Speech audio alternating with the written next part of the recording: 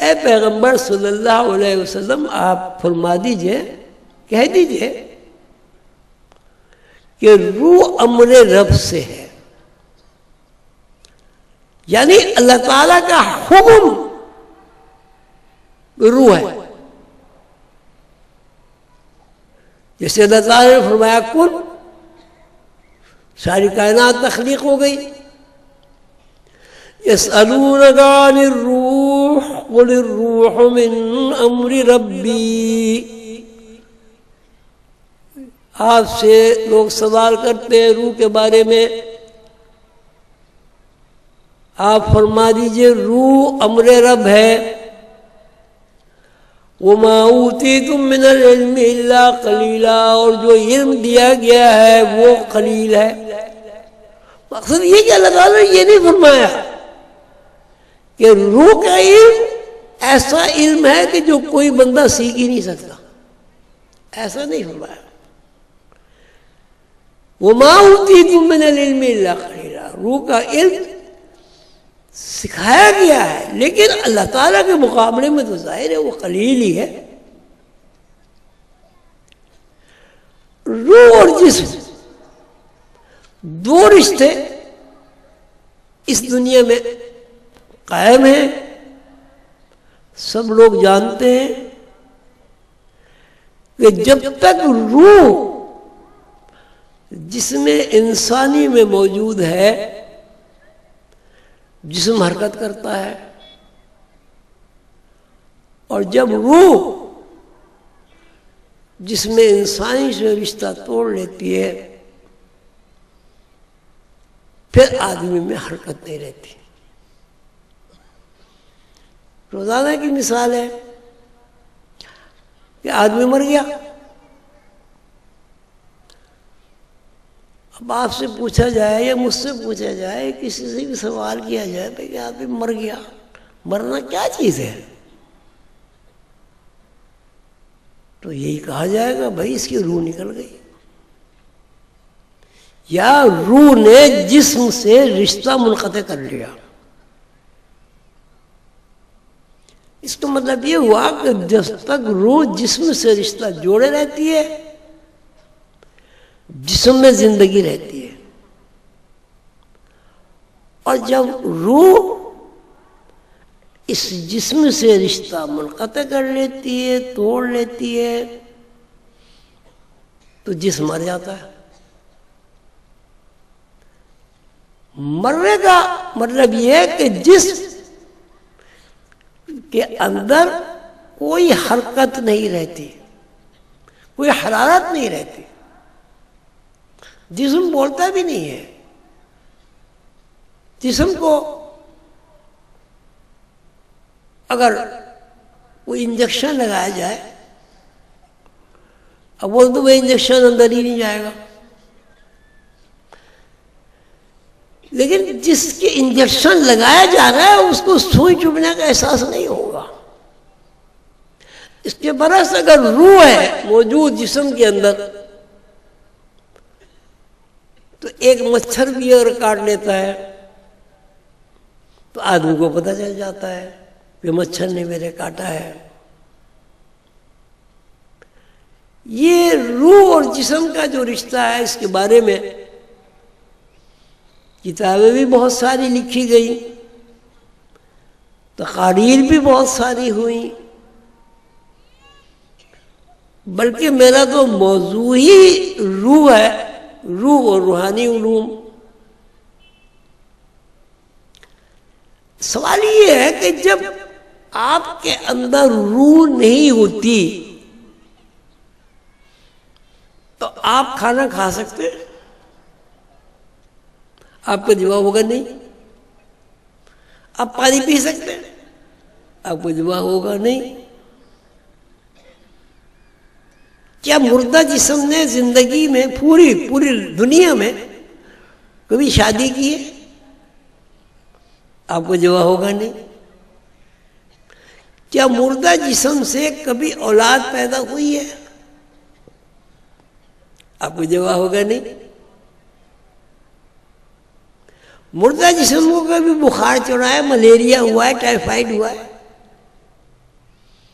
آپ کو جوا ہوگا نہیں. مردہ جسم کو نیند آتی ہے،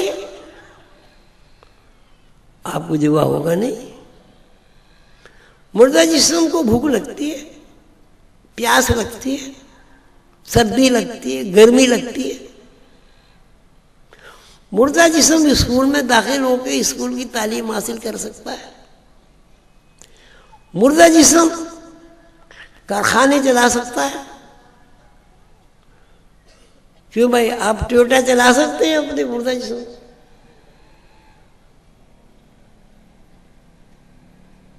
آپ جتنا بھی اس بارے میں غور و فکر کریں گے تو آپ کے پاس ایک ہی جواب ہے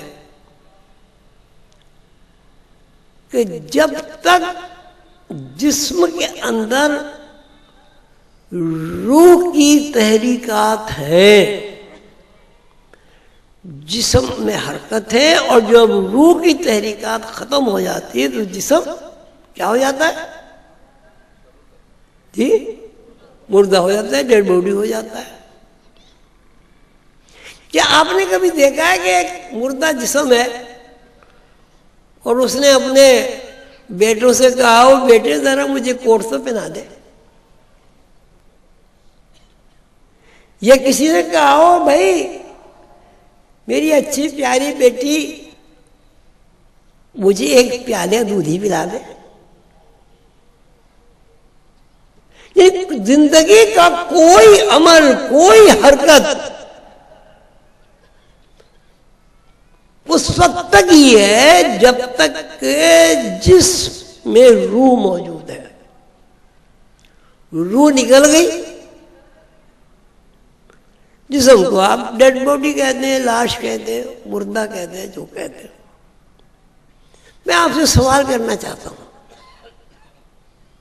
کیا کسی مردہ جسم نے کبھی کوئی بچہ پیدا کیا ہے؟ کیا کسی مردہ جسم نے کوئی اسکول قائم کیا ہے؟ یا کسی مردہ جسم میں کوئی یونیورسٹی قائم کی ہے کبھی؟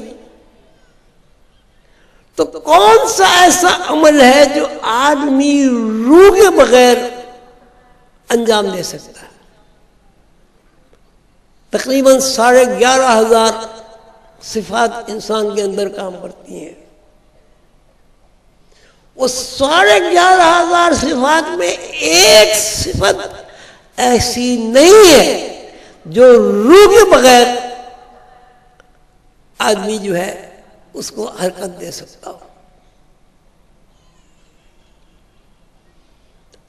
میں جو کچھ کہہ رہا ہوں، جو عرض کر رہا ہوں، یہ آپ کی سمجھ میں بات آ رہی ہے یا میں ہی اپنا خوش ہو رہا ہوں کہ بہت اچھی بات کر رہا ہوں؟ سمجھ میں آ رہی ہے؟ تو پھر آپ کیا ہیں؟ آپ کھڑے ہو جائیں.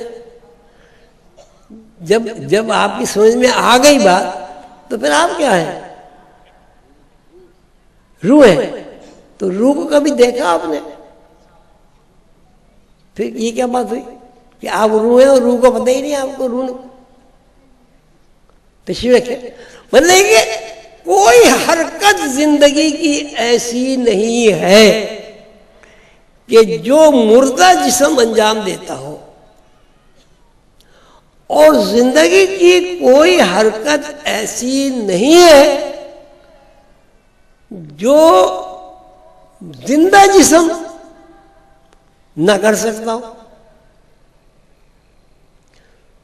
آپ کھانا کھا سکتے ہیں، مرا ہوا آدمی کھانا کھا سکتا ہے. اب سوال یہ ہے کیا ہماری زندگی میں کوئی حرکت، کوئی عمل ایسا ہے کہ جو روح کے بارے میں ہمیں باخبر کرتا ہو؟ تو دو طریقے ہو گئے نا.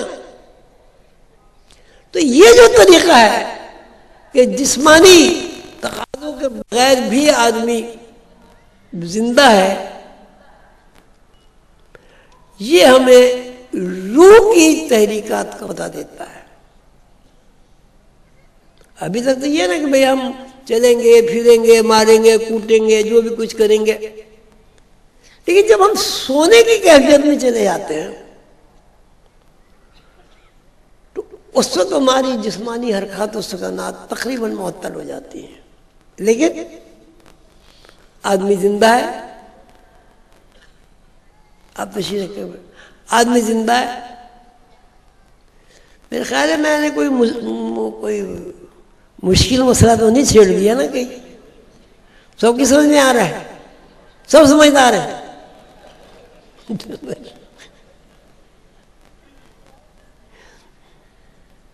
اب انسان کے اندر یوں سمجھیے کہ دو صلاحیتیں ہیں. صلاحیت تو بے شمار ہے، سارے 11,000 صلاحیتیں. دو صلاحیتیں ساری ہم کہتے ہیں انسان کے اندر اس دو صلاحیتیں موجود ہیں. ایک صلاحیت یہ وہ جسم کے ساتھ ہر کام جسم کے ساتھ کرتا ہے. ایک صلاحیت یہ کہ وہ ہر کام جسم کے بغیر کرتا ہے. مثلا خواب میں جب وہ سوتا ہے تو خواب میں وہ سیر بھی کرتا ہے، خواب میں لڑتا بھی ہے، خواب میں روتا بھی ہے، خواب میں اسے تکلیف بھی ہوتی ہے، خواب میں کھانا بھی کھاتا ہے نہیں؟ کبھی کھائے خواب میں پلاؤ کھائیے کبھی خواب میں؟ خوشبو آتی نہیں؟ اٹھنے کے بعد بھی ہاتھ میں خوشبو ہوتی. میرا تو تجربہ ہے، ایک دفعہ میں خواب میں پلاؤ کھائی تو جب اٹھا تو ہاتھ میں سے خوشبو آ رہی تھی پلاؤ کی.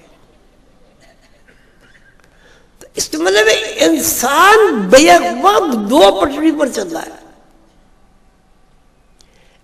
ایک پٹری یہ ہے کہ وہ شعوری زندگی میں لاشعور سے بالکل بے خبر رہتا ہے، اور ایک زندگی یہ ہے کہ وہ شعور معطل ہوتا ہے اور وہ لاشعور میں زندگی بسر کرتا ہے. مثلا آدمی سو گیا تو آپ شعور میں ہے یا لاشعور میں ہے؟ کون سا ایسا کام ہے جو آپ خواب میں نہیں کرتے؟ لڑتے نہیں ہیں،